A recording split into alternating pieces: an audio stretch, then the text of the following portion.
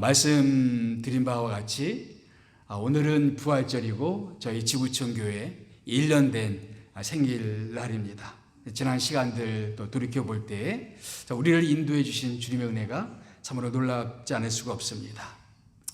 교회에 나오는 사람들은 신앙 고백문을 잘 알고 있죠. 교회들마다 예배 시간마다 신앙 고백하는 교회가 있고 혹은 그것을 생략하는 교회가 있지만 모두가 다 신앙 고백을 하는 것은 동일합니다. 가장 유명한 우리 그리스도인들이 많이 하고 있는 신앙 고백문 어떤 것들이 있습니까? 사도신경, 그렇죠?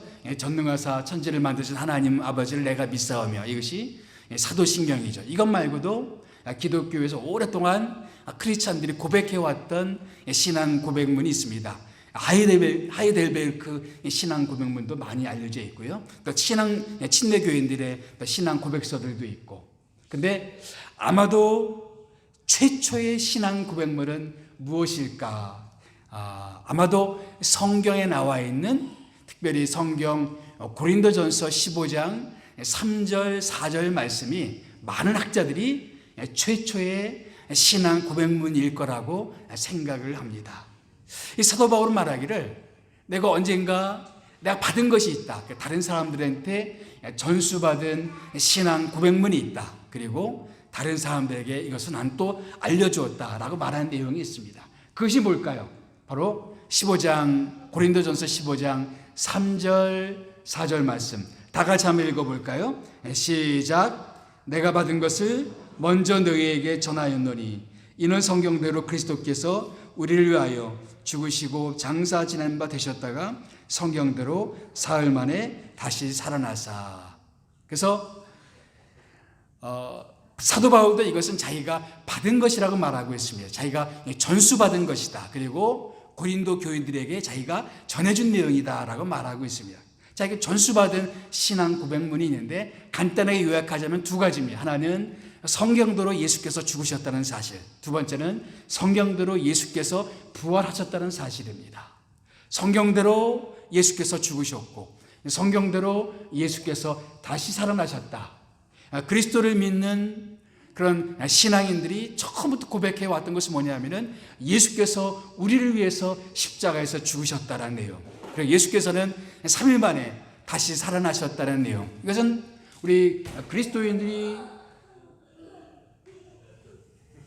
그리스도인들이 계속해서 고백해 왔던 그런 내용들입니다.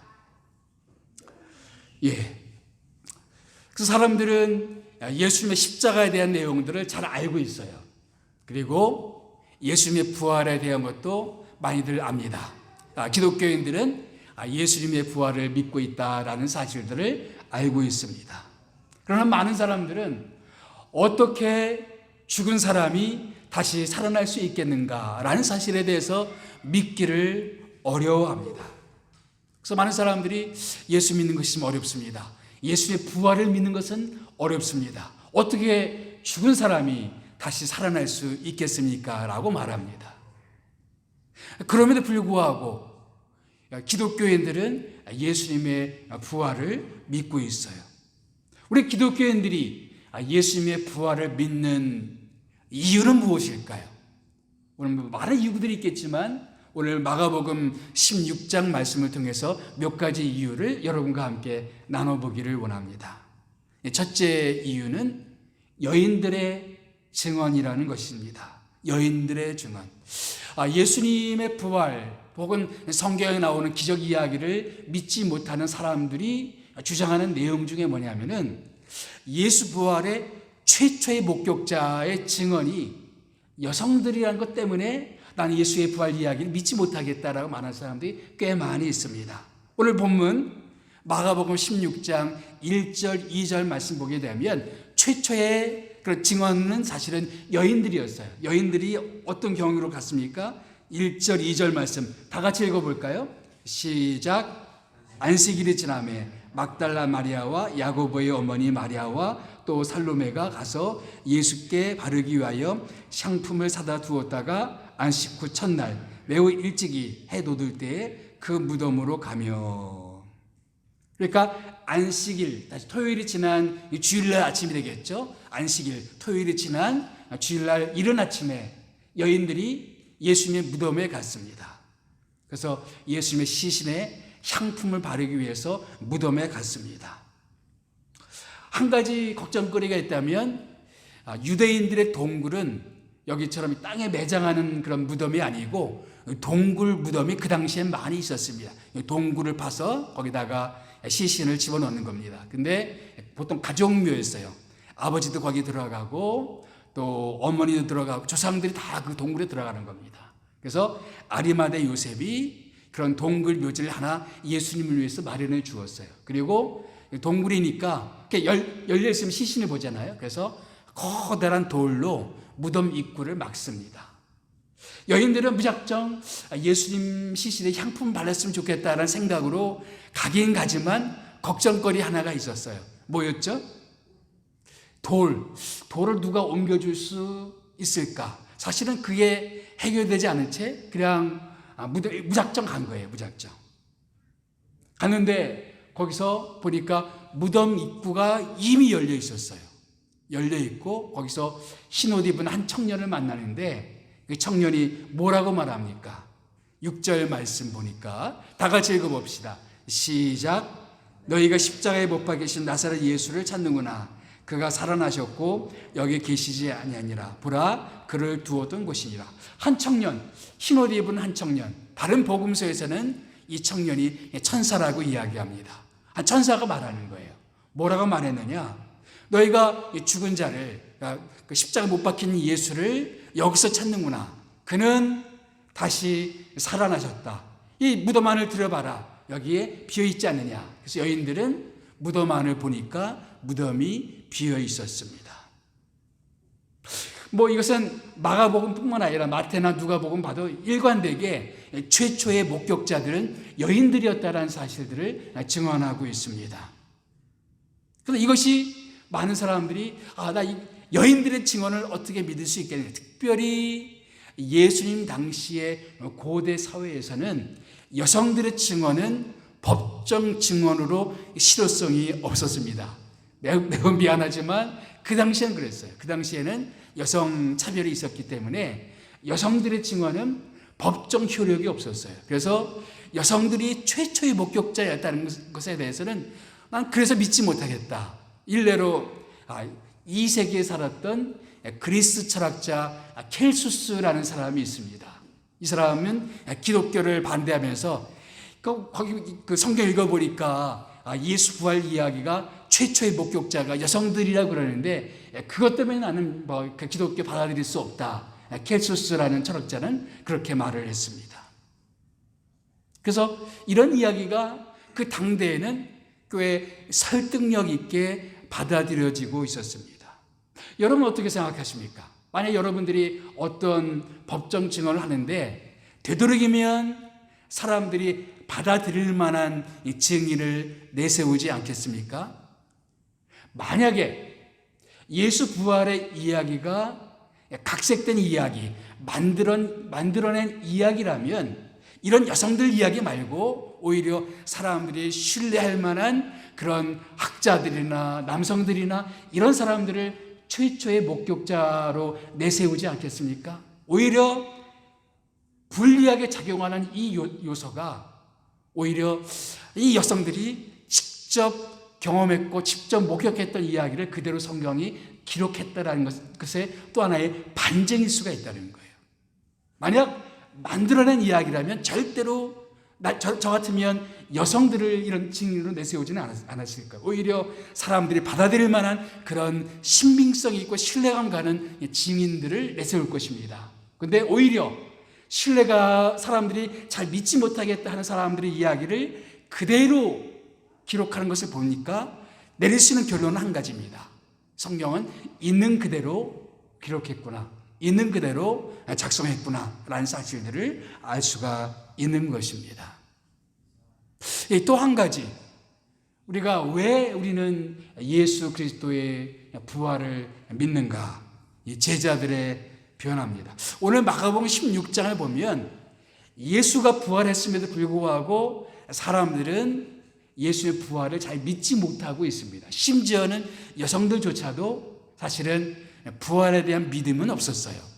여러분, 여성들이 예수님 시신에 향품을 바르러 갔다는 사실 자체는 예수님이 부활할 것을 믿지 못했다는 얘기 아니겠습니까? 예수님이 곧 부활할 것을 알았다면, 믿었다면 갈 필요가 없었죠. 이제 조금 있으면 예수님이 부활하실 것인데 굳이 예수님 시신에 향품을 바르기 위해서 거기 갔겠습니까? 그러지 않았을 거예요. 사실은 거기 무덤에 갔던 여인들조차도 예수님의 부활에 대해서는 사실은 믿지 못했어요.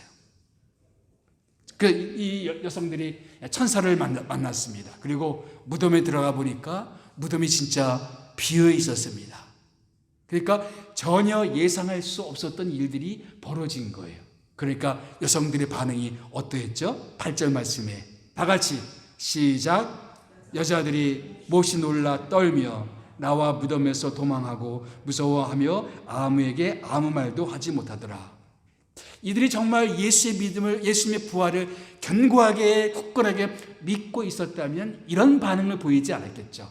이들은 처음에는 예수님의 부활을 믿지 못하고 있었어요.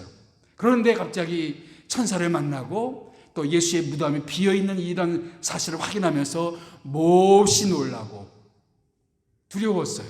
그래서 어떻게 했습니까? 도망갔어요. 그래서 처음에는 아무에게도 그런 말을 하지 못했었다라고 이야기합니다. 그런데 이 여인들 뿐만이 아니었습니다. 예수님의 제자들은 달랐을까요? 여기 이제 곧 계속 읽어보면은 마가복음 16장에 막달라 마리아라는 여인이 부활하신 예수님을 만납니다. 그리고 제자들을 찾아가서 내가 예수님이 부활하신 것을 목격했습니다. 부활하신 예수님을 만났습니다. 라고 이야기하는데 제자들의 반응이 어땠을까요? 11절 말씀. 그들은 예수께서 살아나셨다는 것과 마리아에게 보이셨다는 것을 어떻게 해요? 듣고도 믿지 아니했다. 제자들은 듣고도 믿지 아니했다라고 되어 있습니다. 또 쭉 읽어보면 또 두 제자 이야기가 나옵니다. 누가복음을 읽어보면 이 두 제자는 엠마오로 가는 두 제자였어요. 예수님이 그 두 제자에게도 나타났습니다. 여기 두 제자라는 것은 12제자를 의미하는 건 아니고 예수를 따랐던 무리 중에 두 사람이었던 뜻입니다. 그래서 예수를 따르던 어떤 두 사람을 예수님이 만나셨습니다. 어디로 가고 있는 사람들? 엠마오로 가고 있는 사람들. 그래서 그 예수님과 만난 후에 이 제자들이 다시 방향을 돌이켜서 11제자죠. 제자들을 만나러 갔습니다. 그래서 자기들이 부활하신 예수님을 만났다라고 고백을 했어요. 좀 달랐을까요? 13절 말씀. 다 같이 시작. 두 사람이 가서 남은 제자들에게 알리스되 역시 믿지 아니하니라. 이 제자들은 역시 믿지 못하고 있었습니다. 여러분 어떻습니까? 예수님의 제자들은 처음에 예수 부활에 대해서 잘 믿지 못하고 있었어요. 제자들의 믿음은 그렇게 좋은 사람들이 아니었습니다. 사실 예수님이 십자가에 달렸을 때 다 도망갔던 사람들입니다. 베드로는 어떻게 했죠? 3번씩이나 예수님을 부인했던 그런 사람들입니다. 이런 사람들이 바로 예수의 제자들이었어요. 예수 부활했던 사실도 잘 믿지 못하고 또 예수 십자가 지시니까 다 도망가던 믿음 없는 또 믿음이 부족한 사람들이었습니다. 오늘 아침 제가 마가복음 16장 이 본문을 묵상하면서 예수님이 이 제자들을 꾸짖는 장면을 봤어요. 너희가 믿지 못하고 있구나 라면서 꾸짖고 있습니다. 그런데 사도행전으로 넘어가면 이 제자들의 모습이 확 달라집니다. 그렇게 사람들이 두려워서 도망가던 제자들, 예수의 부활조차도 제대로 믿지 못했던 사람들이 몇천 명 되는 사람들 앞에서 우리는 예수를 보았습니다. 부활하신 예수를 만났습니다. 라고 고백하는 장면이 나옵니다. 사도행전 2장 24절 베드로라는 사람이 설교한 내용인데요. 다 같이 읽어봅시다. 시작. 너희가 법 없는 자들의 손을 빌어 못 박아 죽였으나 누구를 그랬다는 거죠? 예수를 못 박아 죽였으나 하나님께서 사망의 고통을 풀어 살리셨으니 이는 그가 사망에게 매여 있을 수 없었습니다. 다음 대학에 수많은 사람들 앞에서 너희가 이 예수를 십자가에 못 박아 죽였으나 하나님께서는 이 예수를 다시 살리셨다라고 그렇게 담대하게 증언하고 있는 제자들의 모습을 볼 수가 있습니다. 이것 때문에 제자들은 유대 당국자들에 체포되어서 매도 맞고 감옥에 갇히기도 합니다. 그럼에도 불구하고 자기들이 증언하는 것을 그치질 않아요. 사도행전 3장 14절 15절 말씀도 똑같습니다. 다 같이 시작. 너희가 생명의 주를 죽였도다. 그러나 하나님이 죽은 자 가운데서 살리셨으니 우리가 이 일의 증인이로다. 다음 대학에 너희들은 예수를 십자가에 못 박아 죽였으나 하나님께서는 이 예수를 다시 살리셨다. 우리는 이 예수의 증인이다라고 말하고 있습니다. 그렇게 두려워하던 제자들, 계집종 앞에서도 3번씩이나 부인했던 베드로, 다 도망갔던 그런 제자들, 이런 제자들이 어떻게 갑자기 이렇게 변화될 수가 있었을까요? 그 짧은 시간에 이렇게 담대한 모습으로 변할 수가 있었을까요?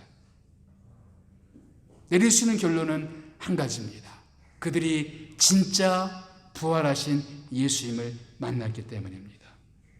그거 아니고는 이 제자들의 변화를 설명할 길이 없어요. 갑자기 이 제자들이 바뀌어서 담대하게 예수님은 살아나셨습니다. 예수님은 부활하셨습니다. 그래서 사도행전에 보게 되면 제자들이 외쳤던 말은 계속 부활입니다. 예수께서 살아나셨습니다. 예수께서 다시 부활하셨습니다. 이것을 계속 사람들에게 말을 하고 있어요. 심지어는 예수님의 제자들의 최후를 교회 역사를 통해서 추적해 보면 거의 모두가 순교합니다. 사도 요한 빼고는 거의 모든 제자들이 순교를 합니다. 최초의 순교자는 사실은 사도행전 13장에 나와 11장에 나와 있죠. 바로 예수님의 제자 야고보는 헤롯에 의해서 참수당해서 순교를 합니다. 베드로는 코바디스라는 영화에서도 알려져 있지만 예수님이 십자가에 못 박혀 죽었으나 나는 똑같이 죽을 수가 없다 그래서 거꾸로 십자가에 못 박혀서 죽임을 당합니다. 이 마가복음을 쓴 마가는 알렉산드리아에서 순교를 했습니다. 빌립은 소아시아에서 지금의 터키죠. 십자가에 못 박혀 순교를 합니다. 바돌로메라는 제자는 끔찍하게 가죽이 벗기우는 그런 죽임을 당합니다. 이 토마스죠. 이 토마는 인도까지 가서 순교를 합니다. 제가 예전에 인도에 선교여행 갔는데 바로 그 도마가 사역했던 그 장소를 갔어요. 거기 보면 도마의 무덤이 있습니다. 인디아까지 와서 거기서 복음을 전하다가 사람들에 의해서 순교를 당합니다. 마태복음을 쓴 마태는 어디냐면은 이디오피아에 가서 복음을 전하다가 창에 맞아서 순교를 당합니다.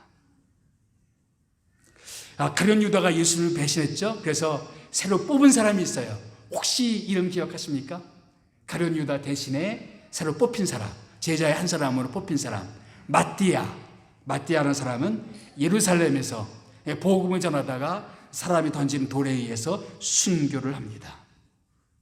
안드레는 에베사에서 십자가에 못 박혀 죽임을 당합니다. 누가복음과 사도행전을 기록한 누가는 그리스에서 감람나무에 매달려서 순교를 당합니다. 사도 바울은 로마에서 네로 황제의 치하에서 칼에 맞아 순교를 합니다. 질문은 이겁니다. 만약에 예수님의 제자들도 예수 부활 이야기가 조작된 이야기라는 것을 알았다면 이렇게 순교할 정도로 자기 목숨을 내놓을 수 있었을까요? 여러분, 자기들이 만들어낸 이야기, 많은 사람들이 이 기독교를 비판할 때 이것은 예수 제자들이 만들어낸 이야기다라고 많이들 주장하는데 만들어낸 이야기를 위해서 한결같이 이렇게 죽음을 불사하고 순교를 감당할 수 있었을까요? 그럴 수가 없을 거예요. 그렇죠? 뭔가 교회를 성장시키기 위해서 혹시 그럴지는 모르지만 거기에 목숨을 걸 만큼 그렇게 하지는 않았을 것입니다. 내릴 수 있는 결론은 한 가지예요. 그들은 진짜 부활하신 예수님을 만났다는 것입니다. 예. 예수님의 동생들이 있죠. 특별히 혹시 예수 동생 가운데 이름 아는 분 있습니까? 야고보. 여러분 성경에 야고보서는 예수님의 동생 야고보가 기록한 성경입니다. 예수님의 제자 야고보가 아니라 예수님의 동생 야고보가 기록한 성경입니다. 유다서도 예수님의 또 다른 동생 유다가 기록한 성경입니다. 그런데 요한복음을 보면 예수님의 공생의 거의 마지막까지, 다시 말하면 예수님이 죽을 때까지 예수님의 동생들은 예수님을 믿지 못하고 있었어요. 요한복음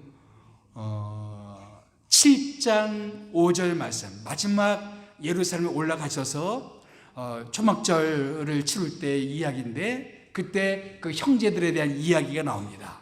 요한복음 7장 5절 말씀 같이 읽어봅시다. 시작. 이는 그 형제들까지도 예수를 믿지 아니함이라. 예수님 십자가 지시기 6개월 전이에요. 6개월 전인데 그때까지도 예수 형제들은 어떻게 했다고요?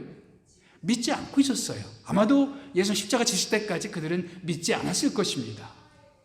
그런데 사도행전을 넘어가게 되면 이 예수님의 믿지 않았던 동생들 가운데 야고보는 초대교회의 기둥이 됩니다. 예수를 믿고 초대교회의 지도자가 됩니다. 그래서 예루살렘 교회의 굳건한 기둥 같은 역할을 하고 있는 모습을 볼 수가 있어요. 그렇게 믿지 않았던 동생들이 갑자기 믿음을 갖고 그리고 예수를 따를 수 있었던 그 이유는 뭘까요? 고린도전서 15장을 보게 되면 부활하신 예수님께서 동생 야고보에게 나타나셨다라고 기록합니다. 야고보는 우리 형이 죽었는데 다시 살아났다. 이걸 본 거예요. 그래서 믿지 않았던 그가 믿음을 갖게 되었어요. 그리고 이 야고보는 굳건한 믿음의 사람이 되어서 초대교회 일꾼이 됩니다. 이거 아니면은 진짜 동생 야고보가 예수의 부활을 목격한 것이 아니면 이 야고보의 변화를 우리는 설명할 수가 없는 것입니다. 제자들의 변화, 제자들이 갑작스럽게 변화된 그 이야기를 통해서 우리는 예수 부활을 간접적으로 확신할 수가 있게 되는 것입니다. 또 한 가지, 우리 예수 믿는 사람들이 예수의 부활을 믿는 또 한 가지 이유는 뭐냐? 새로운 신앙 공동체가 만들어졌다는 것입니다. 자, 이런 급격한 변화는 제자들에게만 나타난 것이 아니었습니다. 자, 예수님이 돌아가신 후 몇 년 후에 사도 바울이라는 사람이 부활하신 예수님을 만납니다. 그래서 예수를 믿게 되고 선교사가 되어서 곳곳을 누비면서 복음을 전하고 교회를 세웁니다. 그렇게 교회를 세우다가 마지막 1차, 2차, 3차 선교 여행을 마치고 예루살렘을 방문해요. 그때 이미 예루살렘 교회의 지도자가 되었던 야고보를 만납니다. 근데 야고보가 뭐라고 말하냐면 이렇게 말합니다. 사도행전 21장 20절 말씀 다 같이 시작. 그들이 듣고 하나님께 영광을 돌리고 바울도를 이르되 형제여 그대도 보는 바에 유대인 중에 믿는 자가 수만 명이 있으니. 이 야고보를 비롯해서 예루살렘 교회 지도자들은 사도 바울의 선교 보고를 듣고 하나님께 영광을 돌렸어요. 참 당신을 통해서 이루신 선교의 역사가 참으로 놀랐습니다 라고 말하면서 하나님께 영광 돌렸습니다. 그러면서 이 예루살렘에도 이렇게 예수를 믿는 유대인들이 몇만 명이라고요? 수만 명이었다고 말합니다. 그러니까 예수님을 믿는 유대인들이 갑자기 많아져 수만 명이 예수를 믿게 되었어요. 이때가 예수님이 돌아가신 지 20년이 채 안 되는 때였어요. 20년이 되기 전에 이미 수만 명의 예수를 믿는 무리들이 예루살렘에 이미 있었다는 얘기죠. 왜 그 유대인들은 갑자기 자신들의 정통 유대교를 버리고 예수를 믿게 되었을까? 여러분, 세계 여러 나라가 있지만 유대인들만큼 자기들의 신앙 전통에 철저한 나라가 없어요. 모슬렘들도 이해 못지 않죠. 그래서 모슬렘 중에서 가끔 예수를 믿는 사람 보면 그 친척들이 명예살인, 우리 모슬렘을 버리고 기독교를 받아들였던 것 때문에 그 친척들이 오히려 그 예수 믿는 사람들을 살해하는 그런 명예살인들이 가끔 지금도 많이 일어납니다. 근데 유대인들도 거기 못지 않았어요. 사도행전 21장을 쭉 보게 되면 사도 바울이 정통 유대교 신앙이 아니라 예수의 복음을 전한다는 것 때문에 예수를 죽이지 않으면 나는 먹지도 자지도 않겠다라고 말한 사람들이 40명 이상이 되었다라고 말하고 있습니다. 그런 열렬 반대자들이 있었어요. 그런 분위기 속에서 스데반도 죽었고 많은 사람들이 순교를 당했습니다. 그런데 그런 강력한 신앙 전통에 있었던 사람들이 그 신앙 전통을 버리고 새로운 신앙 공동체를 만들기 시작했습니다. 근데 그 변화가 작은 변화가 아니었어요. 자, 이런 변화들이 일어났습니다. 동물 제사. 유대교는 정통적으로 동물을 잡아서 제사를 드림으로 하나님을 예배하는 거였죠. 근데 새로운 공동체는 동물 제사를 드리지 않았어요. 예수님의 십자가가 모든 제사를 완성했다고 믿었기 때문에 더 이상 동물 제사를 드리지 않습니다. 그리고 그들은 율법을 지키는 것, 유대인들은 토라, 율법을 생명처럼 여기잖아요. 그런데 율법이 아니라 예수님의 복음을 통해서 은혜로 우리는 구원받을 수 있다라고 새로운 주장을 합니다. 유대인들은 유일신 사상이잖아요. 그런데 기독교인들은 유일신이 아니라 삼위일체. 우리는 한 분이지만 그러나 삼위를 가지신 삼위 하나님을 믿는 성부, 성자, 성령을 믿는 신앙으로 변화가 되었어요. 그리고 그들은 십자가에서 처형당한 예수가 진짜 메시아라고 그들은 고백을 했습니다. 그리고 이 새로운 신앙 공동체에서는 토요일 안식일이 아니라 주일날 예수님이 부활하신 날을 기념해서 토요일 다음 날인 주일날 모임을 갖습니다.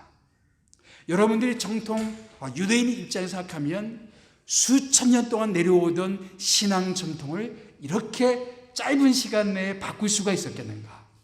이런 변화가 일어나려면 적어도 수백 년의 시간이 지나가야 돼요. 그런데 20년도 안 되는 짧은 시간에 갑작스럽게 너무나 엄청난 변화가 그것도 유대계의 중심지인 예루살렘 안에서 일어났습니다. 수만 명이 예수를 추종하는 일들이 일어나게 되었어요. 왜 그 정통 유대인들이 이런 예수 신앙을 갖게 되었을까? 무슨 이유로 정말로 신앙심이 투철나기로 소문난 유대인들이 자기들의 정통 유대교 신앙을 버리고 이 예수님에 대한 신앙을 갖게 되었을까? 이 고린도전서 15장은 여기에 대한 힌트를 제공합니다. 15장 4절, 6절 말씀입니다. 시작. 장사 지낸 바 되셨다가 성경대로 사흘 만에 다시 살아나사 그 후에 500여 형제에게 일시에 보이셨나니 그 중에 지금까지 대다수는 살아있고 어떤 사람은 잠들었으며.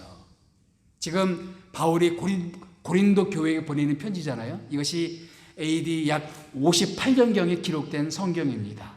그러니까 그때까지만 해도 AD 한 20년이 채 안 지났죠. 그때까지 예수님의 부활을 목격한 사람이 아직도 어떻게 해요? 대부분 살아있다라고 말하고 있습니다. 그들이 정통 유대교 신앙을 떠나서 예수의 신앙을, 예수님의 부활 신앙을 갖게 된 그 이유는 뭐냐면은 그들이 예수를 목격했기 때문입니다. 부활하신 예수를 만났기 때문에, 부활하신 예수를 진짜 그들이 보았기 때문에 그들은 과감하게 구약에 있는 유대교 신앙이 가리키던 분이 바로 예수님이라는 사실을 기꺼이 받아들이게 되었어요. 믿게 되었습니다. 그래서 기독교 신앙의 가장 핵심 신앙 고백문이죠. 이 성경대로 그리스도께서 우리 죄를 위해서 죽으시고 장사 지낸 바 되셨다가 성경대로 사흘 만에 다시 살아나서, 기독교의 복음은 이 두 가지예요. 예수께서 나의 죄를 위해서 죽으셨다. 예수께서 나를 위해서 다시 살아나셨다. 예. 이 부활, 예수님의 부활을 확신한 사람들마다 변화되었어요. 그렇게 두려워하고 무서워하던 여인들이 예수님의 부활의 첫 증인으로 바뀌었습니다. 그렇게 믿음 없던 제자들, 믿음이 연약했던 이 제자들이 예수의 부활을 목격하고 이 부활을 확신하자 이 제자들이 담대한 증인으로 바뀌었습니다. 수십 년 동안, 수천 년 동안 억눌려왔던 신앙 전통을 과감히 떨쳐버리고 새로운 신앙을 가질 수 있었던 그 이유, 그들은 예수의 부활을 목격했기 때문입니다. 20세기의 가장 위대한 신학자 중에 한 사람으로 알려진 카를 바르트. 이 카를 바르트가 부활절 아침에 올린 기도문이 있어요. 제가 한번 읽어볼까요? 당신은 결코 꺼질 수 없는 빛, 온갖 어둠을 몰아낼 빛을 지금 우리에게 주십니다. 당신은 싸늘하게 식을 수 없는 사랑, 우리 가슴에 따뜻함을 주시어 만날 때마다 사랑하게 하십니다. 당신은 죽음을 꺾어버린 참 생명, 영원한 생명으로 가는 길을 우리에게 열어주십니다. 우리 가운데 진정 위대한 그리스도인은 없습니다. 모두가 보잘것없고 평범한 보통 사람입니다. 그러나 당신의 은혜는 우리 모두에게 차고 넘칩니다. 우리 안에 기쁨과 감사를 불러일으켜 우리가 끄집어낼 수 있는 소박한 믿음으로, 우리가 거절할 수 없는 조심스러운 복종으로, 그리하여 아드님의 죽음과 부활을 통하여 우리에게 예비하신 온전한 삶에 이르게 하옵소서. 우리 가운데 어느 누구도 부활절의 놀라운 영광에 냉정하거나 무심하지 않게 하시고, 부활하신 우리 주님의 빛이 우리의 어두운 가슴 구석구석을 비추게 하여 주옵소서. 예수님은 우리의 빛이기 때문에 우리 가슴의 어둠을 몰아낼 수 있다고 말하고 있습니다. 예수님은 부활의 생명이기 때문에 우리 삶을 생명으로 인도할 수 있다고 말하고 있습니다. 예수님께서 오시면 어두운 곳이 빛이 됩니다. 사망이 생명의 장소로 됩니다. 우리가 메마른 인생길을 가는 동안에 참 척박하고 힘든 일들이 있죠. 그런데 참 생명이신 부활하신 예수님이 우리와 함께 하신다면 메마른 우리의 삶도 주님의 놀라운 이 기적의 역사, 부활의 역사로 뒤바뀔 수 있을 줄 믿습니다. 이 부활의 능력이, 부활의 기쁨이 여러분 모두에게 임하기를 주님의 이름으로 축복합니다. 기도하겠습니다.